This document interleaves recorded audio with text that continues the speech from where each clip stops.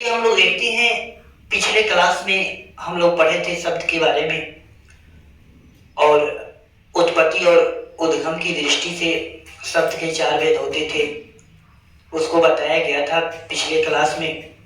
और इस क्लास के माध्यम से हम लोग बता रहे हैं कि शब्द वर्णों के सार्थक मेल को शब्द कहा जाता है।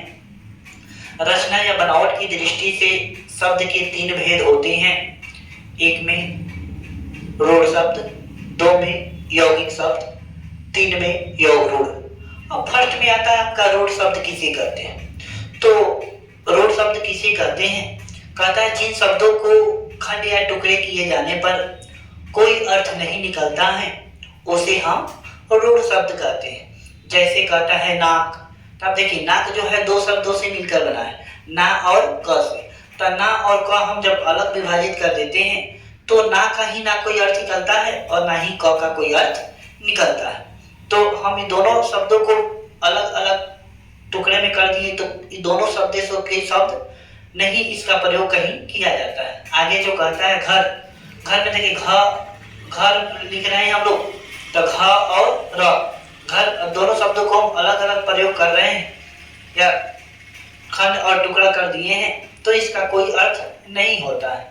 अगला शब्द कहता है यौगिक शब्द किसे कहते हैं, कहता है दो या दो से अधिक पदों के योग से बने शब्द को यौगिक शब्द कहा जाता है।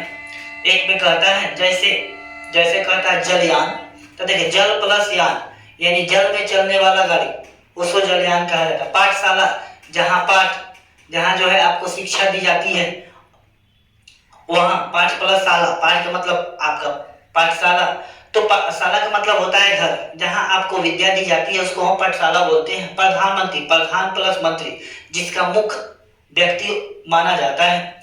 आगे कहता है योग रूढ़ शब्द किसे कहते हैं, वैसे शब्द जो साधारण अर्थ को छोड़कर विशेष अर्थ ग्रहण करता है उसे हम योग रूढ़ कहते हैं। जैसे चक्रपाणी, जिसके हाथ में क्या हो, चक्र हो। लंबोदर, जिसका लंबा उदर हो, यानी लंबा उदर किसका है, गणेश जी का, तो लंबोदर। आगे कहता है चंद्रशेखर, चंद्रशेखर किसको कहा जाता है, शिव जी को कहा जाता है। प्रयोग के आधार पर देखते हैं शब्द जो है मुख्यतः दो प्रकार के होता है, एक में विकारी शब्द, दो में अविकारी शब्द। कहता है कि विकारी शब्द किसे कहते हैं, तो कहता है जिन शब्दों में लिंग, वचन और कारक विकार का परिवर्तन होता है उसे हम विकारी शब्द कहते हैं।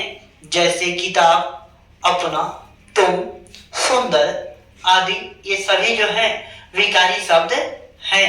अगला कहता है अविकारी शब्द किसे कहते हैं, तो अविकारी शब्द कहता है जिन शब्दों में लिंग, वचन, कारक इत्यादि जो है विकार या परिवर्तन नहीं होता है उसे हम अविकारी शब्द कहते हैं। जैसे यहाँ, वहाँ, इधर, उधर, ऊपर, बाहर, ये सभी जो हैं अविकारी शब्द होते हैं।